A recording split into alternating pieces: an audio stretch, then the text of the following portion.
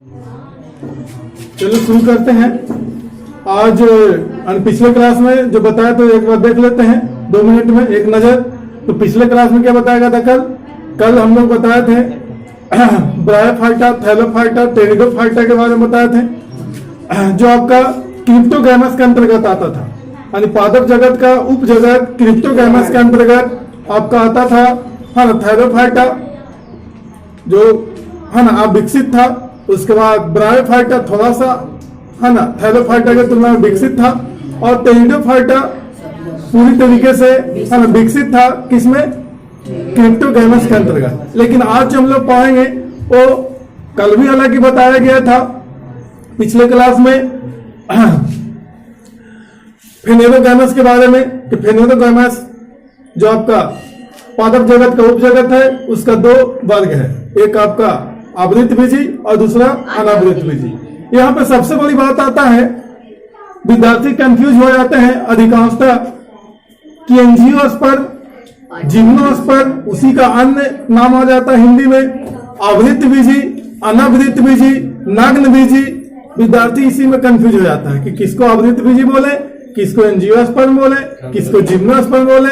तो इसका सेटिंग बताते हैं कैसे याद होगा। एकदम आसान तरीका है ना याद करने का। जिम्नोस्पर्म, है ना, एंजियोस्पर्म, आवृत बीजी, अनावृत बीजी, है ना, एकदम आसान तरीका। देख लो एक बार एक नजर में, ध्यान देना है। यहाँ पे दिख रहा है अनावृत बीजी, अनावृत बीजी जिम्नोस्पर्म।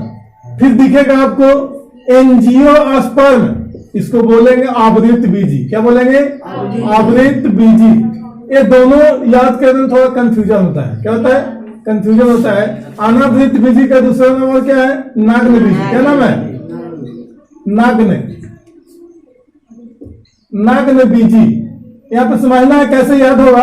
हालांकि अनावृत बीजी जिम्नोस्पर्म कहलाएगा। तो ध्यान देना है, हमेशा कभी नहीं दिमाग से निकलेगा। फिर बस ध्यान नहीं देना है। देखिएगा जिम्नोस्पर्म कितना अक्षर है? 1 2 3 4 5 6। कितना अक्षर है? 6 अक्षर है।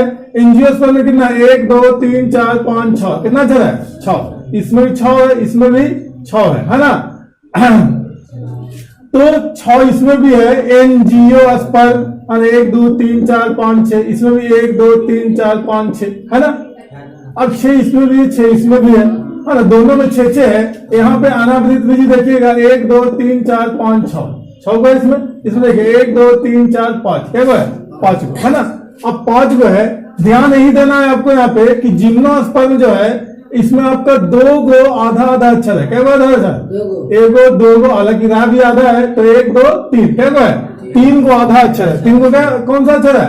आधा अक्षर है, पूरा अक्षर नहीं है। आधा माँ है, आधा स है, आधा ग है, और 3 को आधा वाला है ना। तो 3 बार हुआ कि 2, 3 बार हुआ कि 2 3, तो 3 बार। इसमें देखो 2 को आधा अक्षर है, एगो रा है, एगो स है ना। 2 को आपका आधा अक्षर, इसमें 2 को आधा अक्षर है, इसमें आपका 3 को आधा अक्षर है। अब देखिए 3 आधा अक्षर, इसमें 2 आधा अक्षर है। अब 3 आधा अक्षर बड़ा है कि 2 आधा अक्षर बड़ा? तो 3 आधा अक्षर जो है बड़ा है, और 3 को बड़ा है, 2 छोटा है। अब 3 को बड़ा है तो देखिएगा 1 2 3 4 5 6 वो इसमें है। 1 2 3 4 5 6 अक्षर है। अब 6 अक्षर है तो 6 अक्षर ए है। यहाँ क्या अक्षर है? 5 अक्षर है। तो कम 2 को है कि 3 को?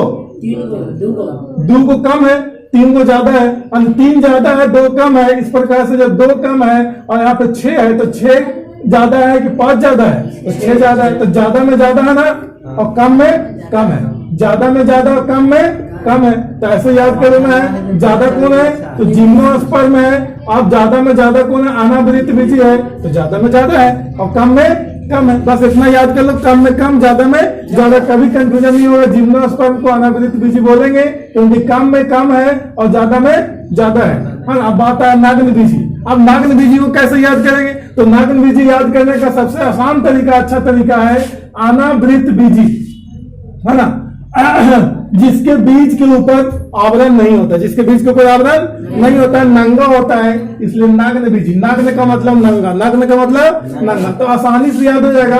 ज्यादातर कंफ्यूजन विद्यार्थी यहीं पे कंफ्यूज हो जाता है। जिम्नोस्पर्म को अनावृत बीजी बोले कि एंजियोस्पर्म को अनावृत बीजी बोले, यहाँ पे कंफ्यूज होते हैं विद्यार्थी। जैसा सवाल हम पूछ रहे थे तो बोलना क्या था, बोल दे रहा था क्या, है ना। तो आसान तरीका ये 3 गो में 6 गो है ना, यानी ज्यादा में ज्यादा और कम में कम, 2 में 5 है ना, तो 2 भी कम है और आपका 5 भी कम है। किसके तुलना में? ये दोनों की तुलना में।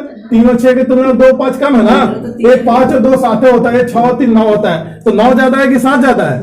9 ज्यादा है, तो ज्यादा में ज्यादा और कम में कम, ऐसे याद करो, ज्यादा में ज्यादा कम में कम, 2 और 3 है ना, 2 3 देखो ना, इसमें 2 को आपका आधा अक्षर है, इसमें 3 को आधा अक्षर है। अब यहाँ पे ध्यान दीजिएगा, ये वाले बिंदु पर तो मामला का आ जाएगा, इस पर ध्यान नहीं देना है ना। आपका जो बता रहे हैं वो तरीका ट्रिक होता है ना, ट्रिक के माध्यम से, ट्रिक के सहारे याद कर लो। साफ साफ जो झलक रहा है उसको देखो ना जी, आधा अक्षर 3 में झलक रहा है। हालांकि वैसे तो रामांतर तक हिंदी के विधाता बन करके कहोगे कि तो एकदम हो जाएगा, वैसे नहीं, विधाता नहीं बनना है। यहाँ पे क्या करना है, 3 गो में 3 गो, और आपका यहाँ पे 2 गो है तो 3 गो में 6 गो हो जाएगा और 2 गो में 5 गो, ज्यादा में ज्यादा और कम में कम। इस तरीका से याद करो जिम्नोस्पर्म और एंजियोस्पर्म को, अनावृत बीजी और आवृत बीजी को एक दूसरे के साथ जोड़ लो, कंफ्यूजन नहीं होगा। अब बातें आता है यहाँ पे है ना, फेनेरोगैमस के बारे में कल भी बताया गया था, आज भी बता रहे हैं। फेनेरोगैमस के 2 भाग है, एक जिम्नोस्पर्म दूसरा एंजियोस्पर्म है, और जिम्नोस्पर्म को अनावृत बीजी, एंजियोस्पर्म को आवृत बीजी कहा जाता है ना। ये 2 भाग है।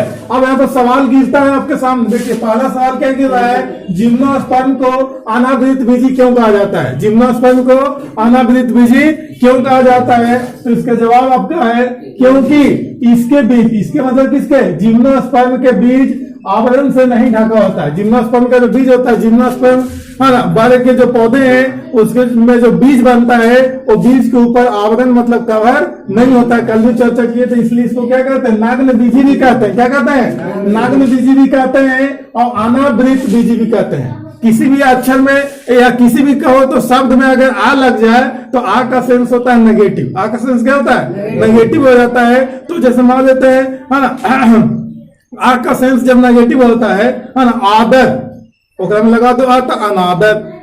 तो आदर मतलब क्या, अच्छा ना हो गया, अच्छा आदर कर रहा है। अब अनादर मतलब उसको इज्जत नहीं कर रहा है ना, तो आ लग गया तब ना नेगेटिव का सेंस आया। तो वही यहाँ पे भी है ना, आवृत बीजी में आ लग गया है ना, क्या लग गया, हाँ देखो ना यहाँ पे अनावृत बीजी, आवृत बीजी, आवृत बीजी में आ लग गया तो अनावृत बीजी, यानी आ लगा हुआ ना, आना यानी कि बीज के ऊपर आवरण नहीं है, इसलिए अनावृत बीजी या नाग्न बीजी कहला रहा है। समझ रहा है? तो आ यहाँ पे लगा हुआ है ना, आ लगा हुआ तो नेगेटिव ना हो गया, बीज के ऊपर कवर है तो किसमें है, तो आवृत बीजी में है और ओकरा में आ लग गया शुरू में। हालांकि आ यहाँ पे आ दिख रहा है ना, यहाँ पे आ लगा हुआ, क्या लगा हुआ, आ, तो नेगेटिव का सेंस बता रहा है। इस तरीके से याद कर सकते हैं कि जिस बीज के आवरण के ऊपर, हाँ जिस बीज के ऊपर आवरण ढका हुआ नहीं हो यानी छिलकोइया नहीं हो, वो क्या होगा, अनावृत बीजी होगा, है ना, नग्न बीजी होगा। क्या होगा, नग्न बीजी। दूसरा प्रश्न आता है, क्या जिम्नोस्पर्म में फूल का अभाव होता है? तो हाँ, जिम्नोस्पर्म में फूल का अभाव होता है, और फूल नहीं बनता है डायरेक्ट आपका, है ना, फल क्या बनेगा यार, है ना, डायरेक्ट कहो ना तो उसमें बीज बन जाता है ना, बीज भी जो है ना वो फल के बाहर बनता है, फल के कहो तो फूल का अभाव है तो फल का भी अभाव होता है। क्या होता है, फल का अभाव होता है, बीजे बनता है, क्या बनता है, बीज बनता है। ये बात रहा, तो जिम्नोस्पर्म में बीज बनता है, तो जिम्नोस्पर्म में कोई कहते हैं अनावृत बीजी ना, क्या कहते हैं, अनावृत बीजी, जिसके ऊपर बीज के ऊपर छिलकोइया नहीं रहता है। चलिए तो समझ में आ रहा है। जिम्नोस्पर्म में फूल का अभाव होता है, तो हाँ होता है, फल का भी लगभग अभाव होता है, बीज ही डायरेक्ट बनता है। और उसका तीसरा प्रश्न आता है, किस वर्ग के पौधे सदाबहार होते हैं?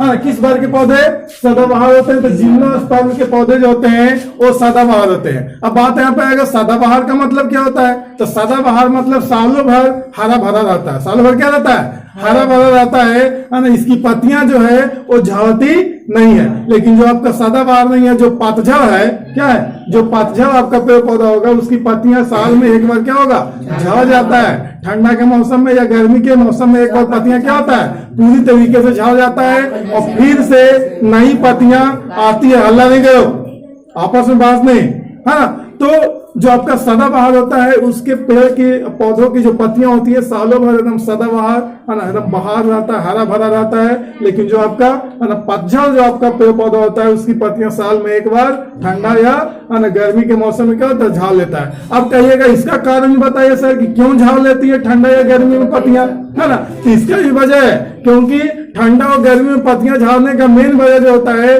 कि जैसे मानते हैं कि कोई पौधा है, कोई पेड़ आपका गर्मी में पत्ती झाड़ रहा है, इसका मतलब है ना क्या होता है ना पानी का अभाव हो जाता है। पानी का क्या होता है, अभाव हो जाता है। और पानी के अभाव, गर्मी में जानते हो कि पानी का अभाव होता है, और पानी के अभाव होने की वजह से आपका पत्तियां क्या होता है, झाड़ लेता है। क्योंकि पेड़ पौधों को पानी चाहिए, तब तो प्रकाश संश्लेषण करेगा। क्या करेगा, प्रकाश संश्लेषण करेगा। तो पानी के अभाव की वजह से पत्तियां झाड़ लेती है ना। क्योंकि बहुत ज्यादा आपका पानी का है ना लॉस होता है ना।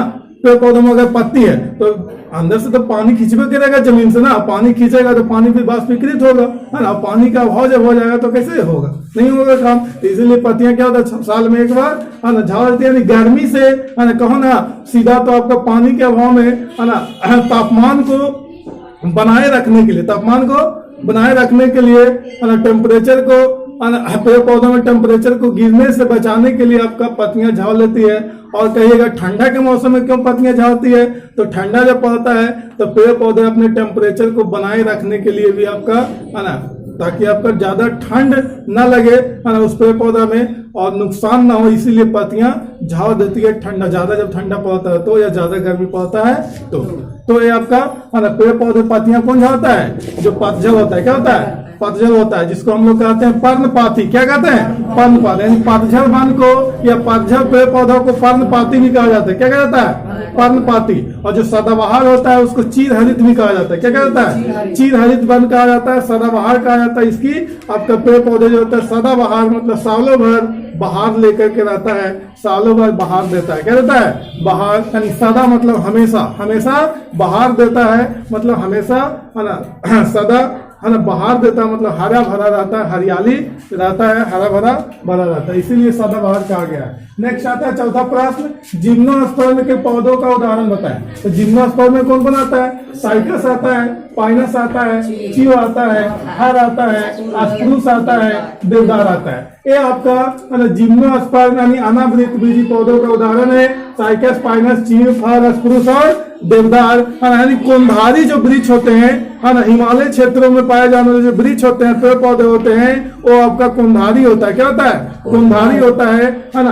तो कोंधारी वृक्ष का उदाहरण यही सब है, साइकस, पाइनस, चीव, फर, अस्प्रूस और देवदार। ये सारे कोंधारी हैं जिसको हम लोग जिम्नोस्पर्म के अंतर्गत देखते हैं। ये जिम्नोस्पर्म के अंतर्गत आता है ना। इसका पेड़ पौधे जो होते हैं कोंधारी, इसको इसलिए कहा जाता है क्योंकि इसकी जो पत्तियां देखेंगे ना है ना ऐसे रहेगा, कोना के टाइप का। कैसे रहेगा, ऐसे मंदिर का देखें ऊपर वाला शिखर, तो शिखर भाग के जैसा ऐसा रहता है ना। अशोक का वृक्ष आप लोग देखे होंगे, हाँ कोंधारी में आता है, ऐसा रहता है ना। क्यों ऐसा रहता है, क्योंकि ये जो आपका है कोंधारी जो वृक्ष है, कोंधारी जो वन है, वो ज्यादातर ठंडे प्रदेशों में पाए जाते हैं। हिमालय क्षेत्र जो है ठंडा इलाका है, तो ठंडे प्रदेशों में पाए जाते हैं। और ठंडे प्रदेशों में पाए जाने की वजह से ठंडा इलाका हम लोग को पता होगा कि बर्फबारी होता है। क्या होता है, बर्फबारी होता है, यानी बर्फ गिरता है। और जब बर्फ गिरेगा और इस तरह का अगर छितराया होगा वृक्ष का जो आपका पत्तियां, वो क्या होगा, सारा आपका पत्थर जो गिरेगा पानी वाला है ना, वो सब क्या होगा, उस पर टंग जाएगा ना। इसीलिए कोना के टाइप का होता है, ताकि जब उस पर पत्थर गिरे पानी गिरे है ना, पत्थर वाला है ना, बर्फबारी वाला, तो क्या होगा, बर्फ है ना टघर करके है ना ढल करके नीचे आ जाए, सड़क करके, और उस पर कोई लोड ना पड़े। इसीलिए कोंधारी जो वन होते हैं है ना, कोंधारी वृक्ष के जो पेड़ पौधे होते हैं, वो आपका कोना टाइप का होता है। कैसा होता है, कोना टाइप का ऐसा होता है ना, शिखर टाइप का, मंदिर का शिखर के जैसा ऐसे होता है ना। चलिए, तो इस प्रकार से समझना है। तो कोंधारी वृक्ष का उदाहरण भी यही है, साइकस, पाइनस, चीव, फर, अस्प्रूस और देवदार, जिसको जिम्नोस्पर्म के अंतर्गत रखा गया। समझ में आ रही बात। नेक्स्ट आता है प्रश्न आपका, जिम्नोस्पर्म, जिम्नोस्पर्म का कौन सा पेड़ ताड़ के जैसा होता है। ताड़ हम लोग क्या है ना, तो आपका साइकस जो है जिम्नोस्पर्म का ही आपका है ना पौधा है, पेड़ है जो आपका ताड़ के जैसा होता है। कैसा होता है, ताड़ के जैसा एकदम लंबा रहेगा, डंगली फंगलू किधर तो नहीं रहेगा। ऐसे मानते हैं आपका ताड़ के जैसा ऐसे खड़ा है ना, इधर कोई डंगली नहीं रहेगा। ऐसे आम पीपल खजूर में रहता ना, ऐसे खजूर नहीं, आम पीपल महुआ ऐसे में डंगली रहता ना तना, तो इस टाइप का इसमें नहीं रहेगा, डायरेक्ट आपका सीधा है ना पिलर के जैसा खड़ा रहेगा, इस प्रकार से पिलर के जैसा खड़ा रहेगा, और ऊपर में माथा पे आपका छितराए हुए रहेगा पत्तियां, क्या रहेगा, पत्तियां छितराए हुए रहेगा, गुम्बद के जैसा, कैसा रहेगा, गुम्बद के जैसा ताव आप लोग देखे होंगे, देखे हैं ना। चलिए, तो इस टाइप का होता है साइकस, एकमात्र आपका है ना साइकस, किसके अंतर्गत, जिम्नोस्पर्म के अंतर्गत, जो तार के जैसा होता है, कैसा होता है, तार के जैसा, और तार खजूर लगभग सेमी टाइप का होता है, तो उस टाइप का आपका होता है कौन, जिम्नोस्पर्म का साइकस, कौन होता है, साइकस। अगला प्रश्न आता है 6 नंबर में, पादप जगत का सबसे बड़ा समूह कौन है, तो एंजियोस्पर्म। पादप जगत का सबसे बड़ा समूह कौन है, एंजियोस्पर्म है, जिम्नोस्पर्म नहीं, कौन है, एंजियोस्पर्म है। पादप जगत का सबसे बड़ा समूह कौन है, एंजियोस्पर्म है, कौन है, एंजियोस्पर्म है, क्योंकि है ना ये जो एंजियोस्पर्म है इसके अंतर्गत आने वाले बहुत सारे आपका पेड़ पौधे ऐसे हैं जो हम लोगों के या मानव के है ना जीवन में उपयोगी है ना चीजों को उपलब्ध कराता है, जो हम लोगों के जीवन में उपयोगी है, जैसे फल हो गया, सब्जी हो गया, है ना, दाल हो गया, तेल हो गया, यानी कि हम लोग जीवन में जो कुछ भी उपयोग करते हैं वो सारा उपयोगी है ना चीजों को उपलब्ध कौन करवाता है, तो कौन करवाता है, एंजियोस्पर्म। कौन करवाता है, एंजियोस्पर्म करवाता है। जितना भी दलहन हो गया, तेलहन हो गया, है ना, सारा चीज कौन करवाता है उपलब्ध, एंजियोस्पर्म करवाता है। इसीलिए पादप जगत का सबसे बड़ा समूह किसको कहा गया है, एंजियोस्पर्म को कहा गया है, क्योंकि हम लोगों के जरूरतों का है ना अधिकांश चीजें कौन उपलब्ध करवाता है, एंजियोस्पर्म। कौन करवा रहा है, एंजियोस्पर्म करवा रहा है। अगला प्रश्न आता है 7 नंबर में, किस वर्ग के पौधों में बीज फल के बाहर बनता है, तो जिम्नोस्पर्म जो है वो जिम्नोस्पर्म है ना पौधे के जो बीज होते हैं फल के बाहर बनता है, फल के बाहर बनता है। कहो ना कि फल का अभाव होता है, फूल का अभाव होता है, डायरेक्ट बीज बनता है, क्या बनता है, डायरेक्ट बीज बनता है। तो उसके अंदर कौन है, जिम्नोस्पर्म। और जिम्नोस्पर्म का उदाहरण बता दिए हैं, कौन कौन है, साइकस, पाइनस, चीड़, फर, स्प्रूस और देवदार। और चीड़ का जो बीज होता है ना उसी के बीज से आपका तारपीन का तेल बनता है, क्या बनता है, तारपीन का जो तेल बनता है चीड़ के बीज से बनता है। चीड़ जो वृक्ष है जिम्नोस्पर्म का, उसके बीज से आपका तारपीन का तेल बनता है। और तारपीन का तेल हम लोग इस्तेमाल कहाँ करते हैं, जब आपका पेंटिंग का काम होता है, केवाड़ी, खिड़की वगैरह है ना, चौकी टेबल से पेंट होता है ना, तो उसमें पेंट में डाला जाता है तारपीन का तेल। क्या डालता है, और कभी कभी देखे होंगे तारपीन का तेल कम जाता है तो किरोसिन तेल भी उसमें ढकेल देते हैं, लो किरोसिन तेल में काम चला दो, तो थोड़ा सा अच्छा नहीं होता है। ज्यादा अच्छा कौन होता है, तारपीन का तेल। जब पेंट में डालते हैं तो पेंट को बहुत अच्छा से पका लेता है, उसको पतला बनाता है, थोड़ा सा ज्यादा गहरा होता है पेंट ना, तो पतला बनाता है, उसको पकाने में है ना शक्ति प्रदान करता है कौन, तारपीन का तेल। उसके बाद आता है अगला प्रश्न है ना, तो 8वां नंबर में है, किस वर्ग के पौधों में बीज फल के अंदर बनता है, तो जो एंजियोस्पर्म है, एंजियोस्पर्म में यानी आवृत बीजी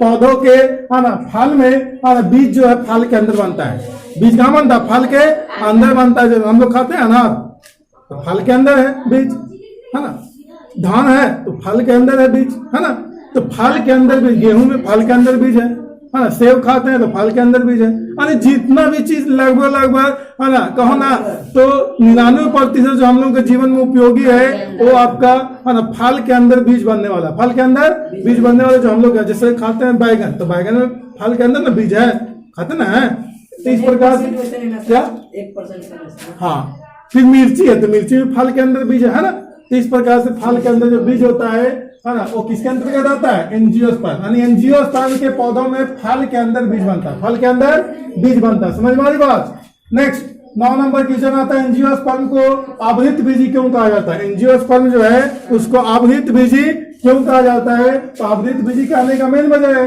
क्योंकि बीज हमेशा फल के अंदर बनता है, बीज हमेशा फल के अंदर बनता है, बीज आवरण से ढका होता है। बीज क्या होता है, आवरण से ढका होता है, और बीज के ऊपर छिलकोइया होता है। इसलिए तो मटर है या चना है तो उसके ऊपर देखते हो छिलकोइया रहता है, क्या रहता है, धान है तो उसके ऊपर छिलकोइया, गेहूं है तो उसके ऊपर छिलकोइया है। तो जिसके ऊपर छिलकोइया है, जिस बीज के ऊपर है ना, या फिर अरहर ले लो, राहर जिसको कहते हैं, बटुआ ले लो, खेसारी ले लो, कुछो ले लो, है ना, उसके ऊपर कवर अगर है ना बीज के ऊपर, तो क्या कहलाएगा वो, आवृत बीजी। क्या कहलाएगा, आवृत बीजी कहलाएगा।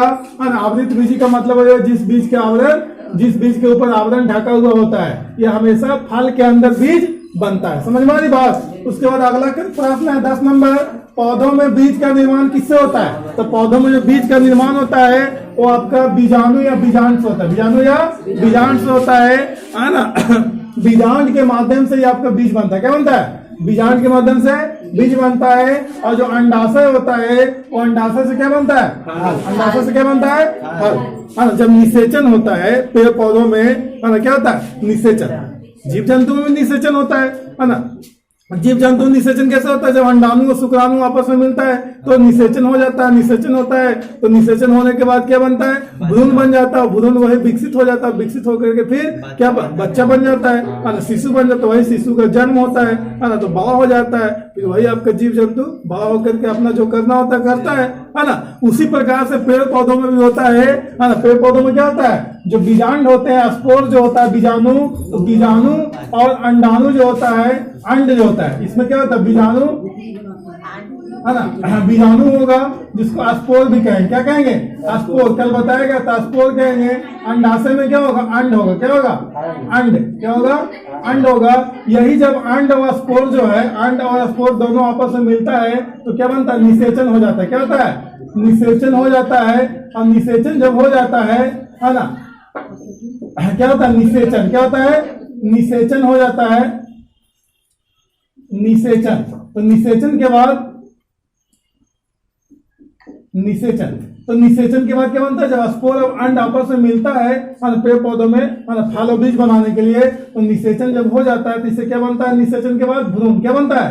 भ्रूण बनता है। और यही भ्रूण विकसित होकर के, है ना, जो इसमें आपका स्पोर और अंड दोनों मिला था, ये जो स्पोर मतलब जो बीजाणु है, इससे बीजांड जो इसको कहते हैं, वो बीजाणु और बीजांड से क्या बन जाता है? बीज बन जाता है। क्या बनता है? बीज बन जाता है। और जो आपका अंड जो मिला था इसमें स्पोर के साथ में, वो अंड से क्या बन जाता है? अंड मतलब अंडाशय। अंडाशय में ना अंड होगा, अंडाशय में अंड होगा। ये अंडाशय से क्या बन जाता है? फल। क्या बन जाता है? फल बन जाता है। अंडाशय से क्या बनता है? फल बन जाता है ना। और वही फल हो गया, फिर बीज हो गया, और फिर फल और बीज हो गया। फल का हम लोग इस्तेमाल कर लेते हैं, बीज का भी इस्तेमाल कर लेते हैं, उपयोग करते हैं। और कुछ बीज को बचा करके रखते हैं, और बचा करके जो रखते हैं उसी बीज को फिर बो देते हैं मिट्टी में, और फिर बो देते हैं, फिर उससे पौधा तैयार होता है, और फिर पौधा तैयार होता है, फिर वही क्रिया करता है। बीज क्या है? पेड़ पौधों के लिए बीज क्या है? संतान है। पेड़ पौधों का संतान कौन है? बीज है। बीज के माध्यम से फिर तो नया संतान पैदा होगा। कहता नहीं भाई, पेट बेवकूफ है का? चलो आगे है। अगला प्रश्न है 12 नंबर में, मनुष्य के अधिकांश आवश्यकताओं की पूर्ति किस वर्ग के पेड़ पौधों से होता है? तो आवृत बीज बताए गए। आवृत बीज जिसको एंजियोस्पर्म कहते हैं, इसी से मनुष्य के अधिकांश आवश्यकताओं की पूर्ति होती है। जितने हम लोग के जीवन में आवश्यकता है, जो खाने पीने से संबंधित है ना, वो सब किससे प्राप्त होता है? आवृत बीज से होता है। किससे होता है? आवृत बीज से होता है। या फिर और भी जो जरूरत की सामान है, चाहे तो वस्त्र हो या नहाने के लिए साबुन हो, तरह तरह के जो मटेरियल है, वो सब आपका आवृत बीज से ही प्राप्त होता है। किससे होता है?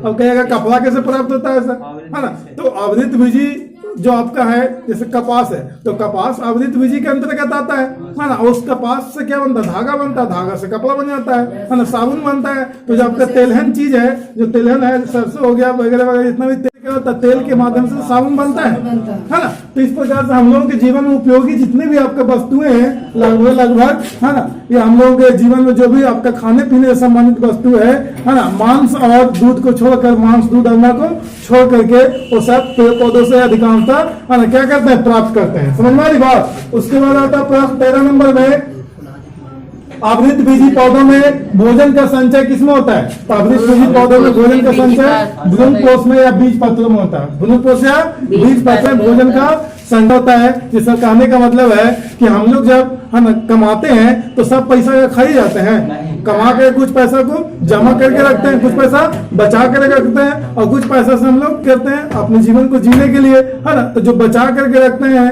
है ना, कुछ पैसा आगे भविष्य में काम देता है। तो उसी प्रकार से, है ना, भोजन भी जो होता है ना, वो जमा करके रखा जाता है कुछ, है ना। तो हम लोग भी आपका भोजन करते हैं, तो कुछ भोजन हमारा बॉडी में जो लीवर होता है, जो मांसपेशियां होता है, उसको, है ना, ग्लाइकोजन के रूप में जमा करके रखता है। उसी प्रकार से पेड़ पौधों में जो कुछ भोजन कर लेता है, कुछ भोजन को बचा कर कहाँ रखता है? भ्रूणपोष में या फिर बीज पत्रों में बचा करके रखता है ताकि आगे आने वाले भूखे प्यासे में काम देगा, भूखे प्यासे में काम देगा। अब कहेगा बीज पत्र में जब भोजन को बचा करके रखा है, देखोगे आप लोग कि जब आप लोग को ये भी पता होगा कि जब प्रकाश संश्लेषण होता है तब पेड़ पौधों का भोजन बनता है। अब कहेगा कि एक बीज है और बीज से जब आपका पौधा तैयार होता है ना, तो बीज से कैसे पौधा तैयार होता है, उसको कौन देता है, भोजन। तो इसीलिए भोजन कौन देता है, तो भोजन कौन देगा, वही आपका बीज में जो भ्रूण कोष है, जो बीज पत्र है, उसी में तो भोजन संचित है। और वही है ना भोजन का इस्तेमाल करके, एनर्जी का इस्तेमाल करके, बीज पत्र वाला है ना एनर्जी का इस्तेमाल करके क्या होता है, अंकुरित हो जाता है। और कुछ सहायता में आपको उसको जल भी मिल जाता है ना, अंकुरन होने के लिए है ना जल मिल जाता है। खाएगा तो पिएगा नहीं, तो जल मिल जाता है। लेकिन भोजन कहाँ से प्राप्त करता है, बीज पत्रों से प्राप्त कर लेता है और अंकुरित हो जाता है। अंकुरित होकर के जैसी पत्ती आ जाता है, और पत्ती जब आता है प्रकाश संश्लेषण करने के लायक हो गया, और प्रकाश संश्लेषण करने के लायक हो गया तो अपना आगे क्रिया करते रहेगा। तो इसीलिए एक काम में आता है भ्रूण कोष या बीज पत्रों में जो जमा होता है भोजन। कौन जमा होता है, भोजन जो जमा होता है, जमा मतलब संचय होता है, वो काम देता है उस समय, है ना, उस समय काम देता है। अगला प्रश्न आता है 14 नंबर, बीजों में बीज पत्रों के संख्या के आधार पर, बीजों में बीज पत्रों के संख्या के आधार पर एंजियोस्पर्म को कितने भागों में बांटा गया है, 2 भागों में बांटा गया एंजियोस्पर्म को बीज पत्रों के संख्या के आधार पर। एक बीज पत्री है जिसको मोनोकोटिलिडन्स कहते हैं, और दूसरा द्विबीजपत्री है डाइकोटिलिडन्स कहते हैं, डाइकोटिलिडन्स कहते हैं, और एक बीजपत्री को मोनोकोटिलिडन्स कहते हैं। समझ में आई बात, इतना चीज समझना है। आगे देखते हैं, आप समझते हैं कि एक बीजपत्री किसको बोलेंगे और द्विबीजपत्री किसको बोलेंगे, समझेंगे ना। चलिए देखते हैं एक बीजपत्री और द्विबीजपत्री में क्या अंतर है। हाँ, एक बीजपत्री किसको बोलेंगे, बीजों में बीज पत्रों की संख्या के आधार पर एंजियोस्पर्म को 2 भागों में बांटेगा ना, एक बीजपत्री और द्विबीजपत्री। आप लोग देखे होंगे, क्या देखे होंगे, चना, मटर देखे है ना। देखिएगा चना को जब तोड़िएगा, चना को एक चना ले ली, चना का एक दाना है ना, उस दाना को अगर तोड़े तो 2 टुकड़ा हो जाता है। कितना टुकड़ा होता है, 2 टुकड़ा हो जाता है। तो 2 टुकड़ा हो गया तो क्या हो गया, द्विबीजपत्री। क्या हो गया, द्विबीजपत्री हो गया। उसी प्रकार से मटर ले लो तो उसको भी 2 टुकड़ा हो जाएगा। 2 को दाल बोलता है ना, 1 बूट के 2 अदौरी है ना, 1 बूट के 2। तो उसी तरह से 1 बूट का 2 गो भाग हो जाता है। 1 बूट का मतलब 1 चना का 2 भाग होता है, तो क्या द्विबीजपत्री है। फिर आपका मसूर हो गया, मसूर का एक दाना से 2 टुकड़ा हो जाता है ना, सॉलिड है ना, तो क्या द्विबीजपत्री है, क्या है, द्विबीजपत्री है ना। लेकिन एक बीजपत्री होगा उसका 2 भाग सॉलिड नहीं। जैसे ले लो तू धान, अब धान का 2 टुकड़ा करोगे तो इधर उधर टूट जाएगा, है ना, टूटा हुआ चावल कहलाएगा। फिर वो आपका है ना सॉलिड भाग नहीं टूटता है ना, सॉलिड भाग नहीं, यानी सॉलिड बढ़िया से है ना नहीं टूटता है। इसलिए क्या है, एक बीजपत्री। क्या है, एक बीजपत्री है ना। एक बीजपत्री और द्विबीजपत्री पहचानने का सबसे आसान तरीका यही है ना, कि जिसका 2 टुकड़ा एकदम सॉलिड हो जाए, है ना, एक ही दाना का, वो क्या होगा, द्विबीजपत्री होगा। और जिसका एक ही दाना रहेगा है ना, तोड़ने से आपका है ना खराब हो जाएगा, सॉलिड आपका 2 भाग में नहीं बटेगा, तो आपका क्या होगा, एक बीजपत्री होगा। जैसे में आपका धान हो गया, गेहूं हो गया, उसको तोड़ो तो एक बीजपत्री है ना। एग्जाम्पल में आपको दिया हुआ है, देखिएगा आप, किस बीजपत्र में केवल एक ही बीज होता है, तो एक बीजपत्री में 1 बीज होता है। या किस बीज में है ना केवल एक बीज पत्र होता है ना। किस बीज में, ऐसा कह लो ना, किस बीज में केवल एक बीज पत्र, एक ही बीज पत्र, ऐसा कर लो। एक बीज पत्र होता है तो एक बीज पत्री में है ना, एक बीज पत्री बीज में केवल क्या होता है, एक ही बीज पत्र होते हैं। अब एक बीज पत्री पौधों का उदाहरण बताना है, तो एक बीज पत्री पौधा कौन कौन है, धान है, बताया ना। इसका टुकड़ा करके देखो तो सॉलिड टुकड़ा दोगो नहीं बनेगा। तो धान हो गया, गेहूं हो गया, नारियल हो गया, नारियल का सॉलिड टुकड़ा दोगो बनता है, नहीं बनता है। ताड़ हो गया, ईख हो गया, गन्ना, बांस हो गया, घास हो गया, ये सब है ना क्या है, एक बीज पत्री है। क्या है, एक बीज पत्री है। अब द्विबीजपत्री की बात करें तो किस बीज में, किस बीज पत्र, किस बीज में 2 बीज पत्र, क्या होगा, 2 बीज पत्र। तो किस बीज में 2 बीज पत्र मौजूद होता है, तो द्विबीजपत्री में। द्विबीजपत्री में आपका द्विबीजपत्री जो बीज होता है उसमें 2 बीज पत्र। कितना बीज पत्र है ना, यानी एक बीज का 2 पत्तर, एक बीज का 2 पत्तर है ना, एक बीज का 2 पत्तर मतलब एक दाना का 2 पत्तर हो जाएगा, है ना। पत्थर, एक दाना का दो टुकड़ा सॉलिड हो जाएगा तो क्या होगा, द्विबीज पत्री होगा। अब द्विबीज पत्री पौधों का उदाहरण क्या है, तो आम हो गया, लीची हो गया, बढ़िया से उसको ऐसे फॉलो ना, एकदम सॉलिड दो भाग हो जाता है, होता है ना। तो किसका होता है, आम का, लीची का, बरगद का, कटहल का। अब आसानी से आप लोग पहचान लेंगे, जिस बीज को ऐसे मारो एक बार, खट सुन दो टुकड़ा हो गया एकदम बढ़िया से सॉलिड, आधा बट गया तो समझो क्या है, द्विबीज पत्री है। और जिसको मारो वो आधा दो टुकड़ा बढ़िया से नहीं बटा, बराबर, तो क्या समझो, एक बीज पत्री है। सबसे आसान तरीका पहचानने का यही है। वो सब तरीका बता रहा था ना, वो गलत है। पहचाना कैसे होता है एक बीज पत्री, ये तो हाँ जान ही रहा था, तो बहुत बड़ा तो बुद्धिमान है। दूसरे तरीकों से जान रहा था। दो चार को एग्जाम्पल याद कर लिया लड़का, दो चार को धान और गेहूं के एग्जाम्पल याद कर लिया, तरीका इसको पता नहीं था, रियल में परिभाषा पता नहीं था कि एक बीज पत्री क्या होता है और द्विबीज पत्री। ऐसी फालतू तो हमारे जगह कहा था बोल छिले, हाँ पता ना है कि आया हमारे जगह कह लगी, नहीं आता है तब ना आया रे। एक ही सवाल, इसलिए ज्यादा बुद्धिमान बनने की कोशिश मत करो। हाँ